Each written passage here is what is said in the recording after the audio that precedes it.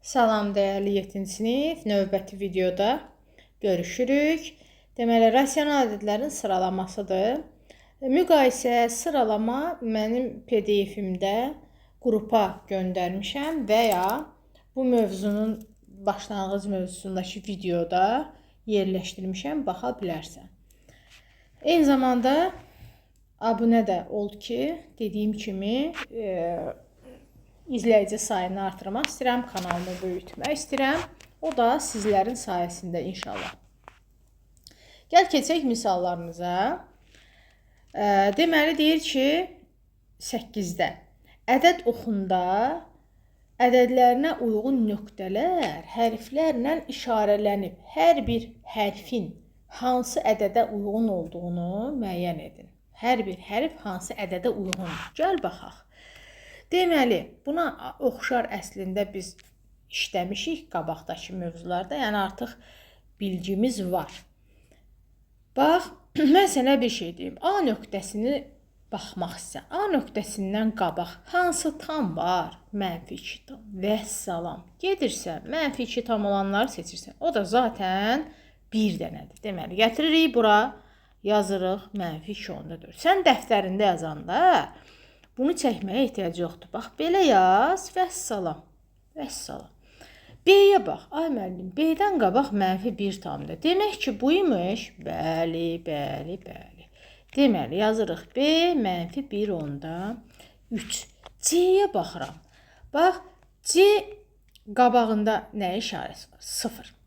Yəni, bu özdə mənfi sahədədir axı. Deməli, ay müəllim, bu 0 tam nədirsə, özdə mənfidir, bəli. Onda -0.6 imiş, bəli, düz deyirsən. C, -0.6.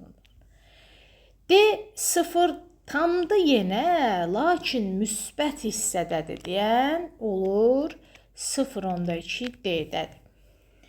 Qaldı Y, o da təbii ki 1.8-dir. Vəssalam.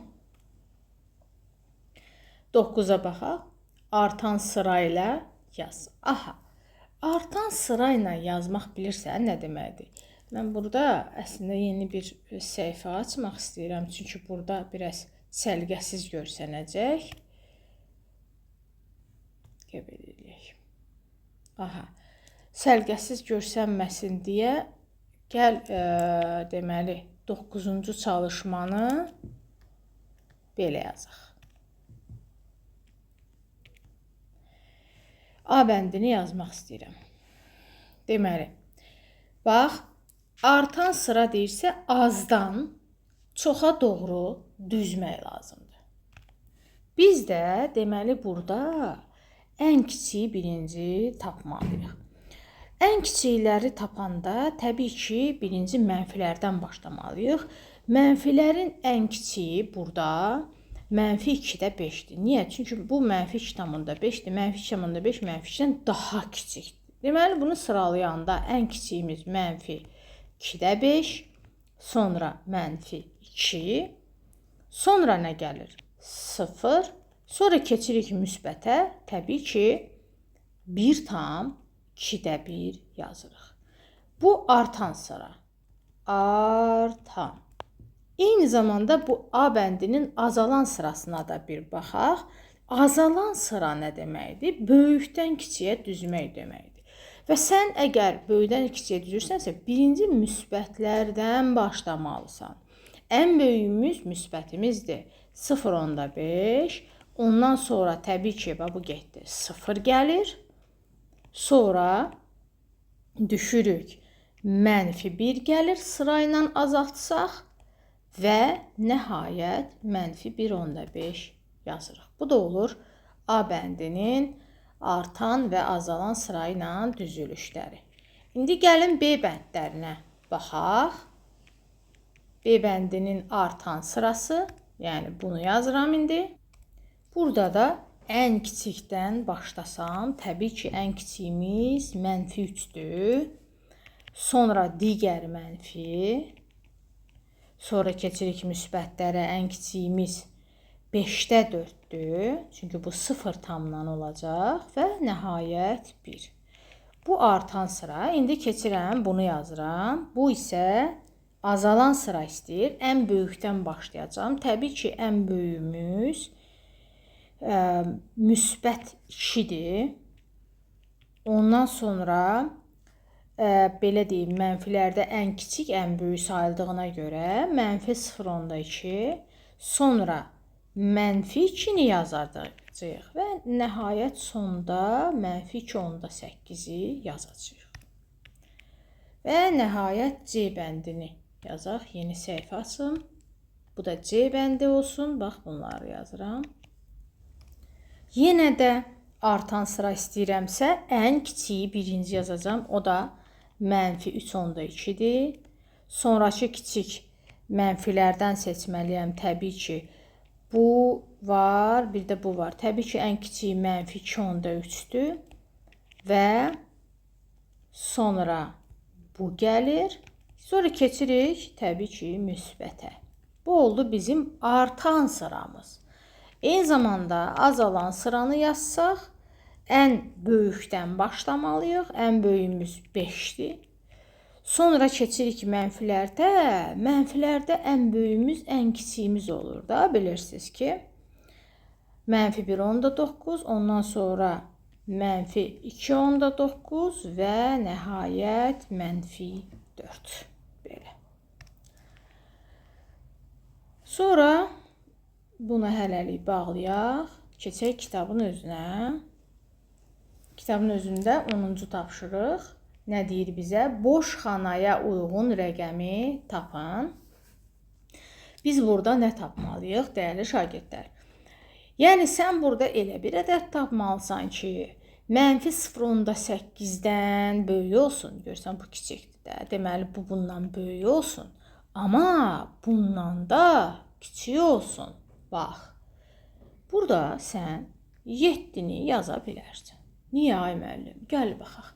Bilirik ki, mənfilərdə daha kiçik olan böyükdür. Deməli, 0,7 0,8-dən mənfi olaraq böyükdür. Əla, bu ödədir. İndi keçək bu birisi tərəfin yoxlanışına. Yenə də 0,7 burada axı 6 ilə başlayacaq. Bu daha böyükdür, amma mənfi olduğuna görə kiçikdir. Bu şərtdə ödəmiş oldu. Gördün? Deməli, sən bura 7 yaza bilərsən. Özdə deyir, rəqəm yaz. Yəni, gələk bura. Deməli, burada elə bir ədəd olmalıdır ki, bundan böyük olsun. Bunun sonuna bir 0 artırsam, bu 60 olmuş olur da. Burada bir 0 artıra bilərəm hətta. Deməli, bundan böyükdürsə, deməli, mən burada şey dedim, bu 60-dan kiçik ədəddir. Kiçik ədəddir. Amma bundan da kiçik olmadı. Mən bura 5 yaza bilərəm. Həqiqətən də birincidən böyük, ikincidən kiçik eləyir. Gəlirəm bura. Deməli, burada isə tamlandır. Mənfi 3,5. Buradan neçədirsə bundan kiçikdir. Bu özü isə bundan kiçikdir. Təbii ki, bura bir 3 yaza biləcəksən. Keçək 11-ci çalışmaya. Deyir, verilmiş ədədlər arasında yerləşən tam ədədləri yazın. Aha, deməli, bu nə deməkdir, dəyərli şagird? Yəni, mənfi 7,2 ilə mənfi 2,1 arasında dayanan bütün o ədədləri mən bir ədəd oxud çəkmək istəyirəm. Hə, niyə bunu çəkdim, dəyərli şagirdim? Çünki burada daha gözəl görəcəksən. Bax, mənfi 7,2 hardadır? Mənfi 7 ilə və burada. Düzdür, və burada. Və burada. Bəs mənfi 2,2 hardadır? Mənfi 2 və onda 1 dadır. Bu da burada. Buradan bir sərhəd çəkirəm. Sənə deyir ki, bu sərhədlər arasında yerləşən tam ədədləri tap. Ay müəllim, görsənir də mənfi 7, mənfi 6, mənfi 5, mənfi 4, mənfi 3 və salam. Bəli, görsən nə gözəl görsəndi burada. Daha bundan sonra bunu heç vaxt unutmayacaqsan. Mənfi 4, mənfi 3. Yaxşı, indi bunu silək. Gəl, B bəndini araşdıraq. Mənfi 4,2, mənfi 4 tam, bu da Sərhəddim buradadır deməli. Bir də 0,3. 0,3 müsbət sahədə olduğuna görə sərhəddim buradır. İndi bu sərhədlər arasında hansı tam ədədlər var? -4 var, -3 var, -2 var, -1 var, bir də 0 var. Əla. Silək və yazaq C bəndini. -5 tam. Deməli, -5 tam və yanında da kəsir varsa, mənim sərhəddim -5 tamdan biraz bir tərəfə keç və salam. -1 tam, biraz bir tərəfə keç və salam. Bu arada hansı ədədlərimiz var? -5 var, -4 var, -3 var, -2 var. Bəs yaxşı. D bəndinə baxaq. Birinci bunu çevirsəm, bu eləyir -4 tam 3də 1.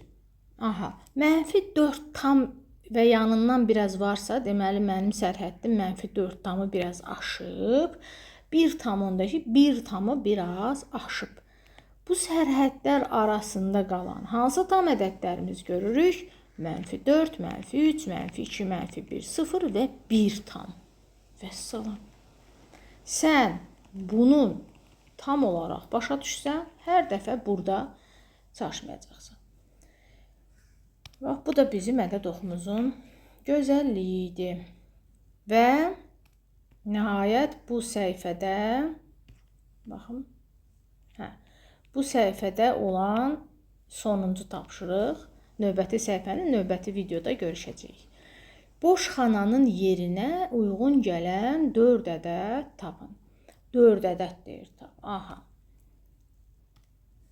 Təbii ki, hər kəs müxtəlif ədədlər tapa bilər. Mən öz versiyamı yazacağam. Burada mənfiləri də seçə bilərik müsbətlərin içindən. Mənfi istəsək, -0,2 seçə bilərik.